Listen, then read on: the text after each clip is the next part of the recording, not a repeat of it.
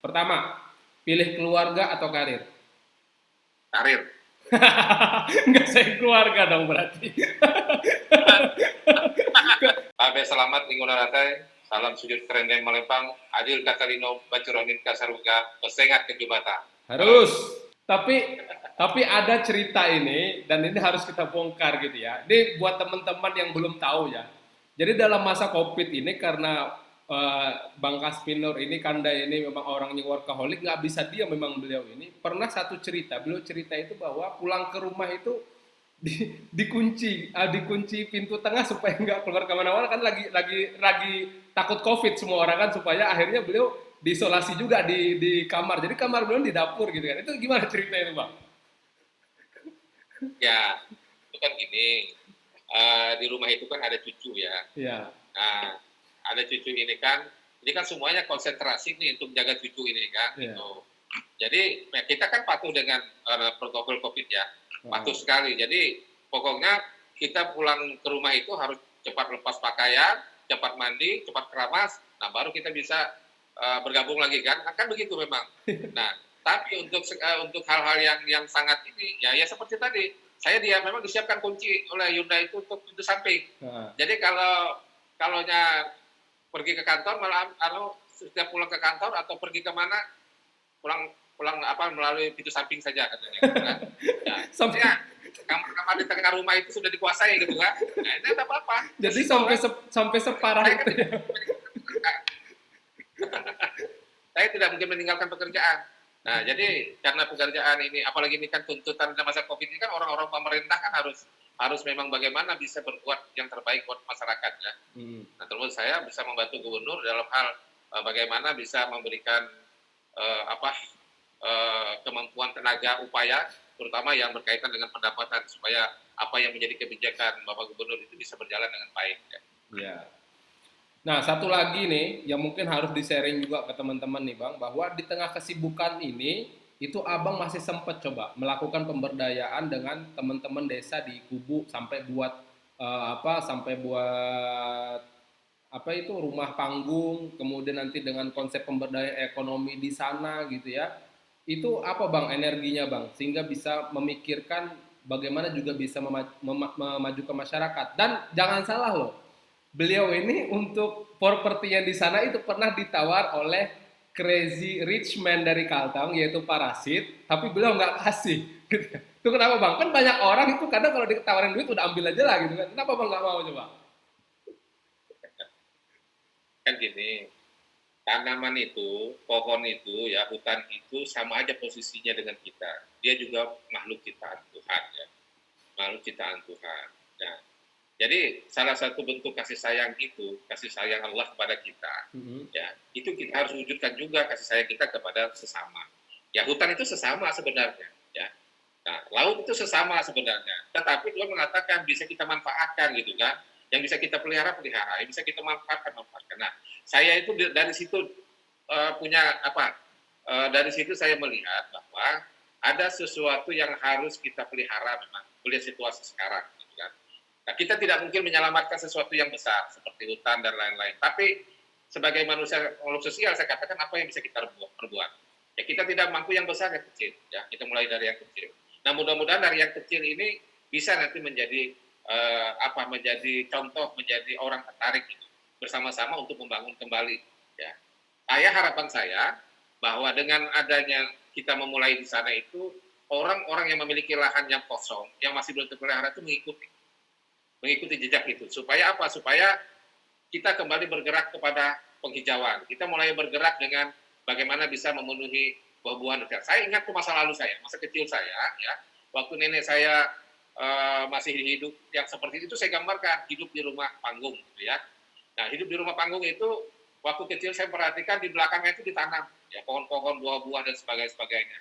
Nah sebelum kita ngaji, sebelum kita belajar ya itu disuruh dulu ngambil air di belakang, ambil air di sumur dulu kan gitu kan, ambil dulu air sumur baru bisa belajar. Nah sudah kita ambil sumur baru kita belajar mengaji ya, belajar mengaji dari apa itu sama gitu belajarnya waktu itu ya belajar. Sudah kita belajar baru, kamu sudah bisa belajar. Nah sekarang kamu ambil buah di sana. punya nenek sana ada buahnya yang udah matang bagian sana. Jadi suruh naik kita lagi. Tapi semuanya itu adalah proses pembelajaran. Saya pengennya hidup seperti itu lagi. Supaya apa? Supaya anak-anak kita, ya Kembali ke generasi alam. kita itu tidak hanya meminta-minta, Iya. tetapi dia diperoleh dengan kerja kerasnya gitu lah. Tetapi kita sebagai orang tua juga menyiapkan bahwa oh ini dalam suatu proses pembelajaran. Nah, bagi generasi yang akan datang. Jadi kemarin Apalagi, jadi kemarin ditawar parasit tetap nggak dijual ya?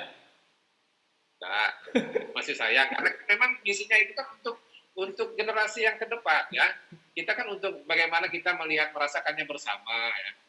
Jadi ini supaya kita, tapi saya bersyukur beliau sudah memberikan apresiasi ya. Oh ini bagus dipelihara kan gitu kan ini. Nah, apresiasi beliau itu luar biasa ya, termasuk Pak Gubernur kan juga juga dan teman-teman yang lain juga termasuk memberikan support pada kita untuk memelihara itu. Nah ini kan suatu dukungan moral yang bagus gitu kan. Nah sehingga nanti ya kedepannya mudah-mudahan itu menjadi wahana ya, menjadi wadah untuk pembelajaran anak-anak kita, terutama bagi mereka yang berpendidikan mungkin yang di bidang biologi gitu ya, mungkin di bidang kemaritiman, kelautan, di bidang kehutanan, itu bisa mengambil berbagai studi di situ nantinya. Karena dari situ kita bisa menjadikan suatu wadah untuk mereka memperdalam ilmu pengetahuannya secara nyata. Bicara soal anak muda tadi Bang, Abang kan pernah punya mimpi ingin membangun universitas gitu ya. Kira-kira Ya. apa energinya untuk membangun universitas dan universitas yang bagaimana? Karena kan kalau bicara universitas sudah banyak kan dikatakan ada Unpar, terus ada Universitas Muhammadiyah, ada IAIN dan segala udah banyak pilihan. Ada konsep yang beda nggak universitas yang Abang idam-idamkan ini pengen dibangun bareng-bareng ke depan gitu? Ya, saya melihat Pak begini ya, kita sekarang ini kan membutuhkan orang yang siap pakai ya, siap pakai, tetapi juga siap pakainya itu tidak semata-mata skill, Ya, tetapi mereka juga memiliki kemampuan-kemampuan intelektual yang memadai kan. Bagaimanapun kita ini memasuki era-era industri ya, era industri yang sekarang ini yang berbasis industri ini memerlukan memang manusia-manusia yang tangguh ya. Karena yang kita hadapi tidak hanya sesama kita, tapi kita menghadapi dengan pasar-pasar global ya.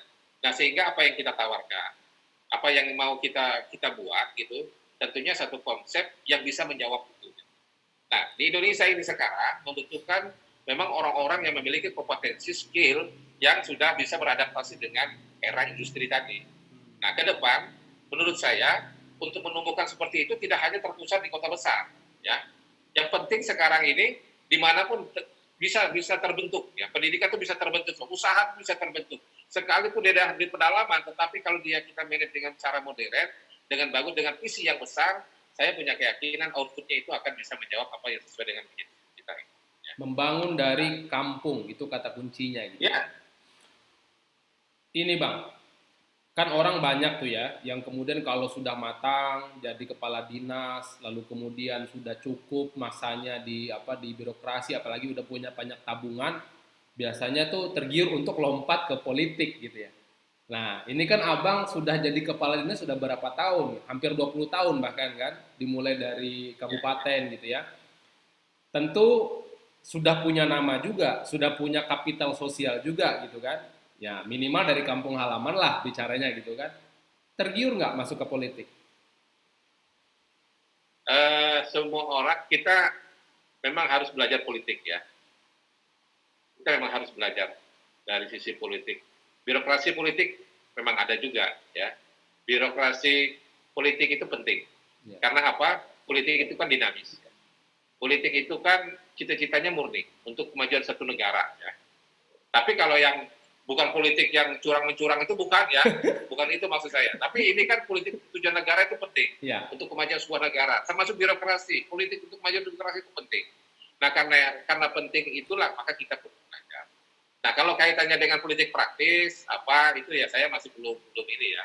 Tapi kalau kaitannya dengan politik-politik yang kaitannya dengan strategi membangun, lalu strategi bagaimana kita mencapai tujuan, visi misi pemerintah gitu, itu memang kita harus sebagai kepala dinas harus memahami itu. Berarti dalam waktu dekat tidak ada punya ambisi untuk maju politik praktis, nggak ada ya? Belum ada. Belum ada. Tapi kita kan tidak bisa melawan takdir ya kalau belum ada takdirnya ya. Iya. Bukannya dulu abang juga pernah nyalon kepala daerah di Kobar gitu kan ya? Ya, dulu tahun 2008 ya, itu kan pernah kita mau dan kita memang sempat bersosialisasi ya, dan Hmm. alhamdulillah mendapat dukungan masyarakat cukup besar ya waktu itu. Ya, tetapi namanya kita birokrat, kita bukan orang partai politik ya. Ya sekarang kan orang kan banyak mengedepankan kader partai politik ya. Iya, Jadi karena mengedepankan itu tentunya ya orang-orang birokrat kan ya menjadi pertimbangan yang kedua kemungkinannya ya. iya. Ya, tapi menurut saya masyarakat sekarang kan semakin cerdas ya.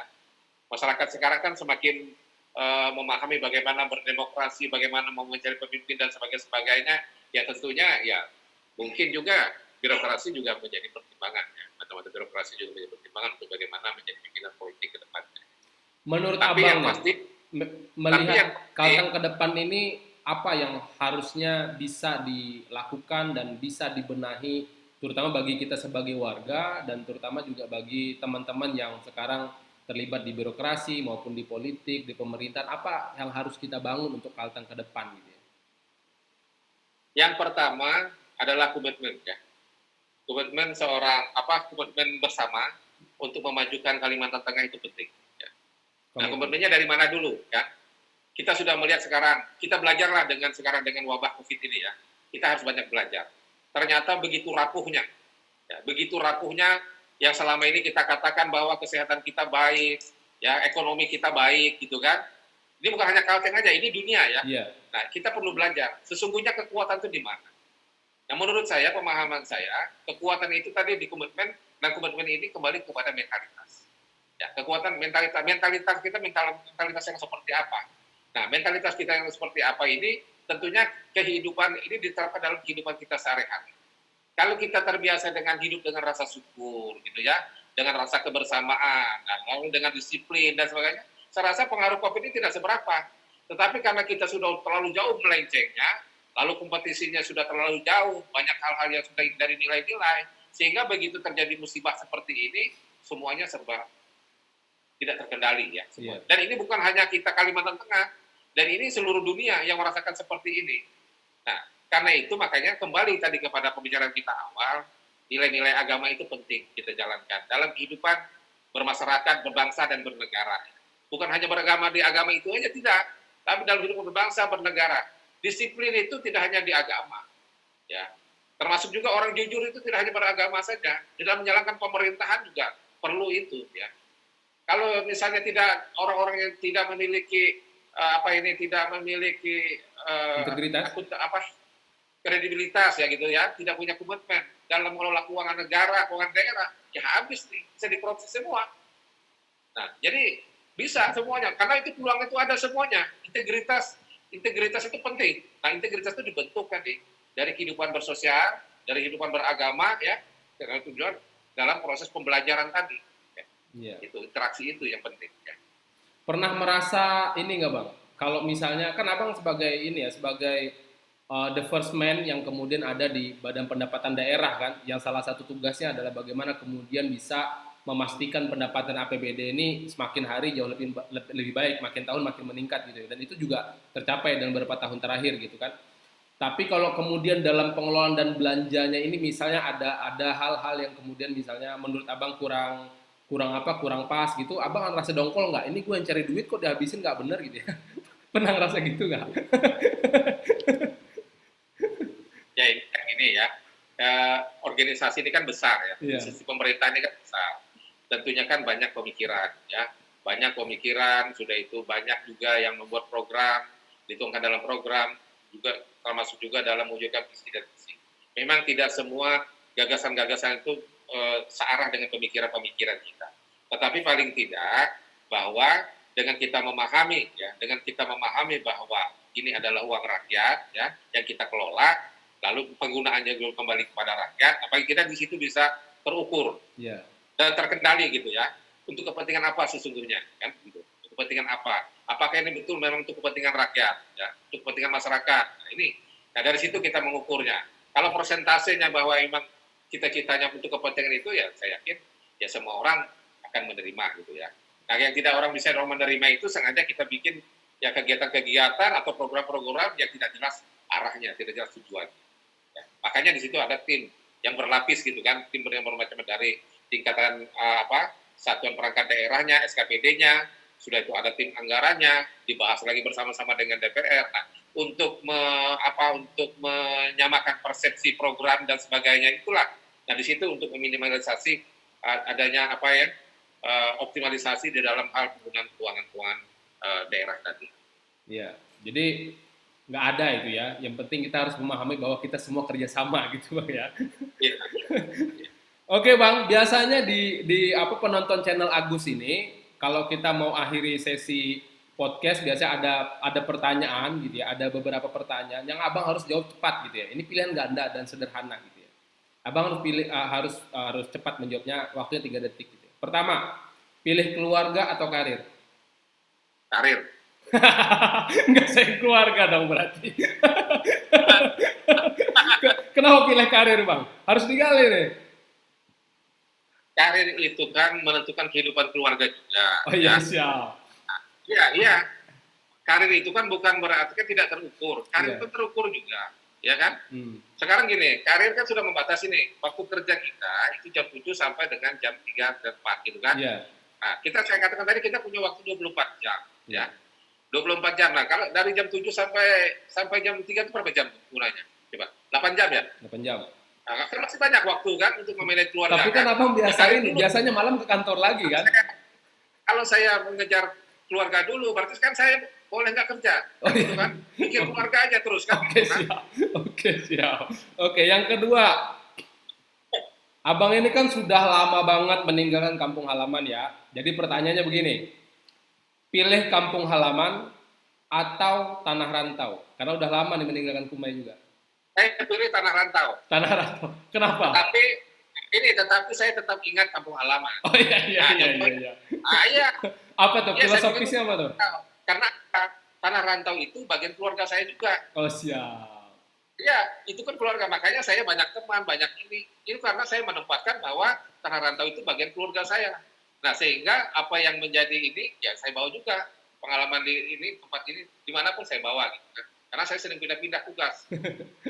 Oke. Yang ketiga, ini pertanyaan yang paling punya sangat makna paling dalam gitu ya. Abang pilih pemberdayaan atau memilih kekuatan? Saya pemberdayaan. Nah, itu sedikit tuh orang yang milih begitu pasti sedikit tuh. Kalau elit biasa milih kekuatan. Kenapa milih pemberdayaan?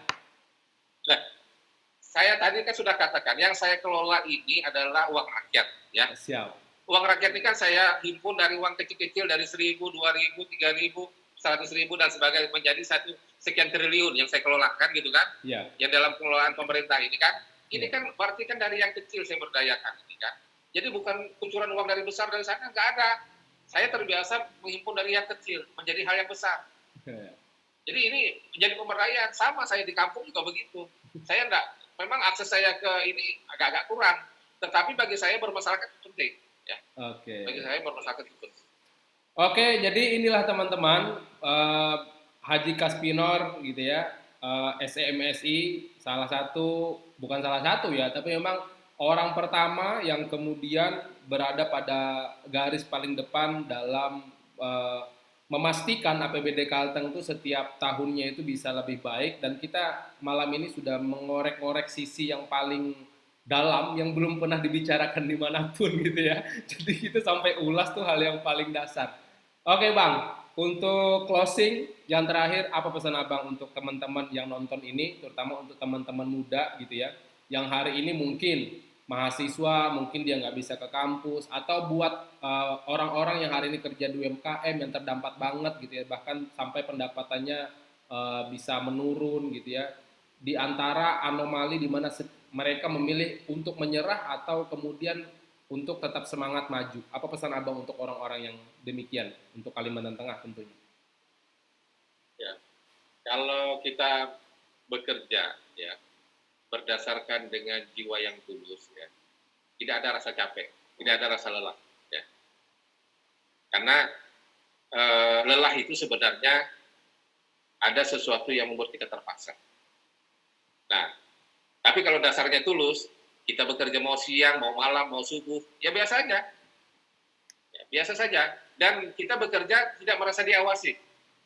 Bekerja aja, bekerja memang untuk menyelesaikan sesuatu dan dengan bekerja itu kita bagian daripada pengabdian kita. Ya, bagian pengabdian dan bagian untuk kita menjalankan yang diamanahkan.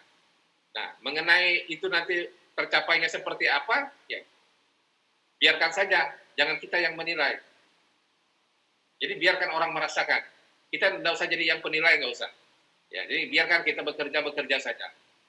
Nah, biarkan seperti apa yang dirasakan orang. Nah, mudah-mudahan apa yang kita berikan, mudah-mudahan apa yang kita lakukan itu juga bersinergi positif ya, juga dinilai. Harus terus semangat Bang ya, pesannya ya. Ya kan, harus terus semangat gitu kan. Ya. Oke, teman-teman, demikianlah podcast kita pada sesuai dengan tema optimalisasi terus. Oh iya. Ya, ini kan ruang optimalisasi saya buat. Iya. Jadi inilah kita sudah bicara dengan sosok yang sangat luar biasa pada malam ini. Terima kasih buat Bang Kaspin yang sudah membersami kita pada malam hari ini. Mudah-mudahan selalu dimudahkan dalam kerja-kerjanya tentunya untuk melayani masyarakat Kalimantan Tengah gitu ya. Karena beliau memilih pemberdayaan tadi. Dan terima kasih atas waktunya, tentu ini kehormatan luar biasa buat kita. Selamat malam. Assalamualaikum warahmatullahi wabarakatuh. Waalaikumsalam.